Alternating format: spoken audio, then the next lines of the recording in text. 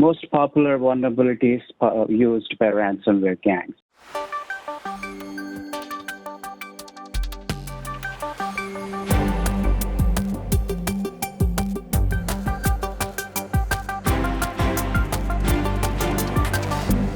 Hey Ganesh, I hear you have a story about common vulnerabilities that ransomware gangs are using. Yes, Ken, thanks for asking about that one.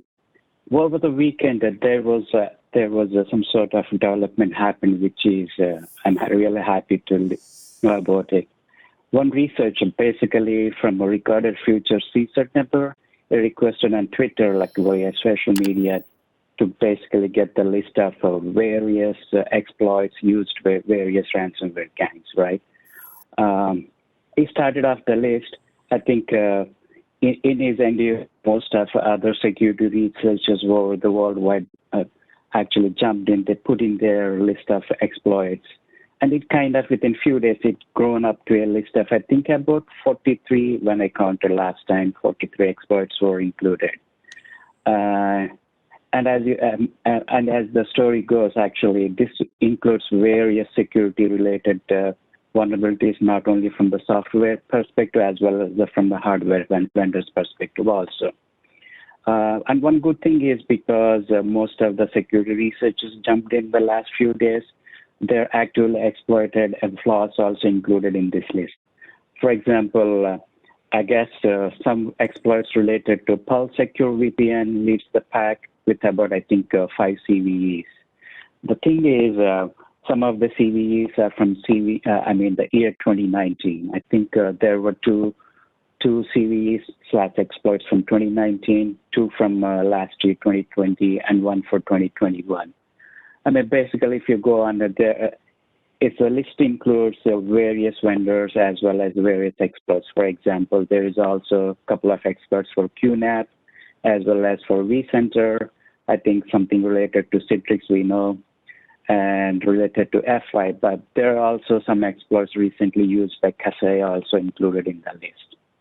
So I believe it's a good step in the right direction with most of the people coming together, because we all know ransomware's modus operandi is somehow it has to get the first foothold into the organizations, right? I think in order to do this, now they have at least 43 known exploits seen by various researchers. So that kind of caught my attention, and I would like to pause and get both of your thoughts, what you both of you think about it.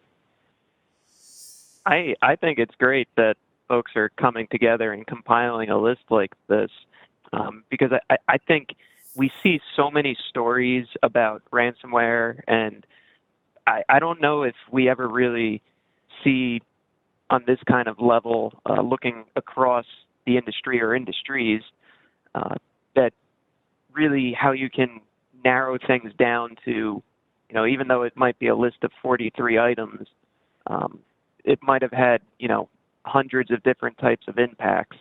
So to see, what maybe some of those common vulnerabilities or methods of entry are, I think goes a long way to, help an organization that might be struggling with prioritizing what should we be focusing on in our vulnerability management to try to focus on to reduce our risk.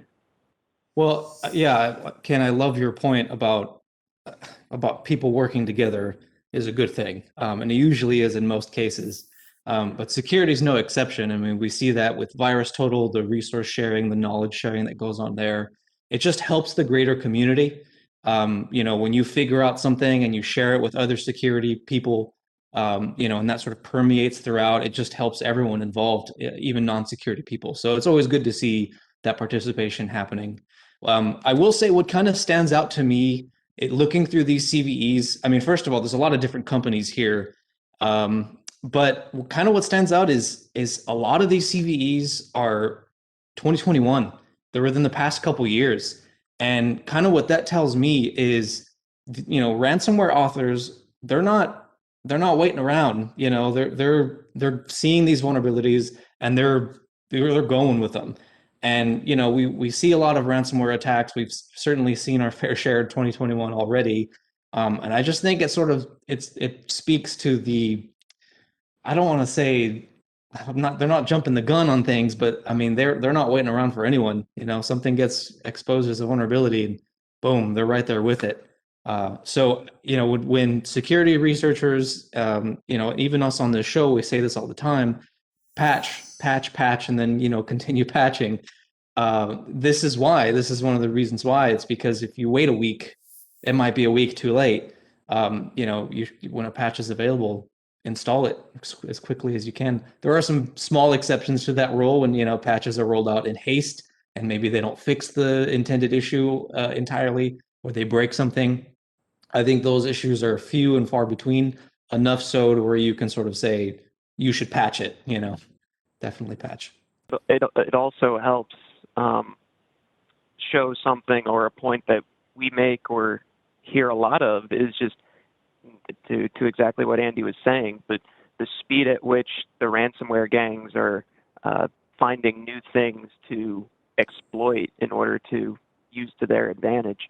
And it seems like whether this is actually the historical truth, or this is just what we see in the statistics, or just in the what everyone's putting together socially, is just how much more rampant it has been becoming in the last year. Yeah, I agree with you.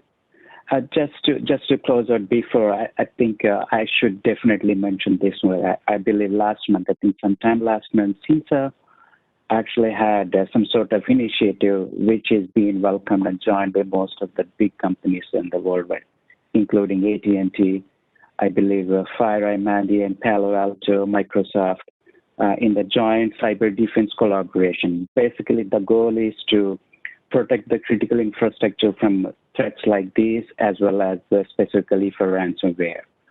So in addition to that, I think initiative by the individual security researchers is a complimentary and welcoming gesture, in my opinion. And I am highly accepting to see what comes out of it. I'm sure by the time, if I check in a day or two, the list of exploits from 43 might have jumped to some other number. I'm sure it's going up, it's not going down. I would like to see in the other way the directions. I really hope so. But before wrapping up, there is one nice graphic visualization from, CERT New Zealand that provided a ransomware attack guide, basically explaining, various initial phases like recon, initial access, how the lateral movement would be done. I know it's not an extensive list, but I think it's simple enough to understand by most of the folks. And that's one of the reasons I wanted to bring it to you, that it certainly deserves a chance to be looked at it. Yeah, I'm glad you brought that up, Ganesh, because I was taking a look at the graph too, and if you look at the entry for attack starts here section, there's 4 bubbles there, and only one of them is exploit software weaknesses, which is what we're talking about here.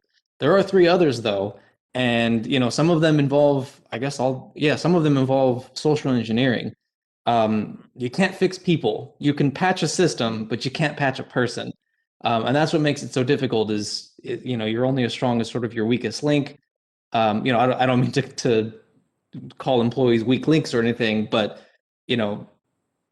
people can be coerced, and that helps phishing attacks, that helps getting people to click on emails. But I think it just speaks to how difficult security can be sometimes. Even if you've got the best patching schedule, you've got a team that's just on it, very aware of all the patches that come out, and very promptly install them, you still have to worry about phishing. You still have to worry about email attacks. You still have to worry about weak passwords in your system, for password attacks and whatnot. So it just sort of speaks to how difficult security can be sometimes in practice, which is maybe why we see so many ransomware attacks happening. That, and the fact that it seems to be extremely lucrative for people willing to break the law. Yeah. Okay. There's so many. I am also glad you brought this chart up, Ganesh, because I was looking at this before, and exactly what Andy was saying. There's so many methods of entry that someone could find their way in through. So even just piggybacking on what Andy was saying, how do we, it's so multifaceted that we have to not only be patching, but also educating people and looking at what technologies are available to try to make each of these entryways as small or as negligible as possible, to try to stop something like this from perhaps taking hold. Yeah. I just want to, both have a very, very good, excellent points. I'm glad to hear, always love to hear from you guys. I just want to add on a little bit. There is no one approach. I think security is like a multi-layer defense in depth that needs to be there always. I mean, even if we concentrate on phishing and we're not on the endpoint expert thing, I think the whole effort put in one place will be gone to zero with being neglecting others. I think each and every facet should be given the due consideration, and defense in depth should always follow. I mean, that comes down to simple fundamental security measures like, use complex passwords, try not to click in if it's too good to be true. It's certainly not true. I think that holds for true anywhere in the world, I guess, right? Yeah, you're absolutely right. Yeah, and that's a great point, Ganesh. I mean, we're looking at these entries for attack surface here, and the game doesn't end there. Once someone gains access, it can't be so easy that all you got to do is have someone click on one email and the whole thing is done. You've got to practice defense in depth, exactly what you were just talking about, Ganesh. I mean, you look at how many stages there are, how many bubbles there are in this graphic, which is a pretty good graphic here.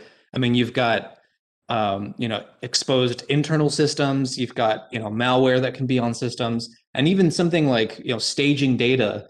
You should be looking for things like that. Exfilling data, you should be looking for things like that. There's so many different things. It's so multifaceted, as Ken said.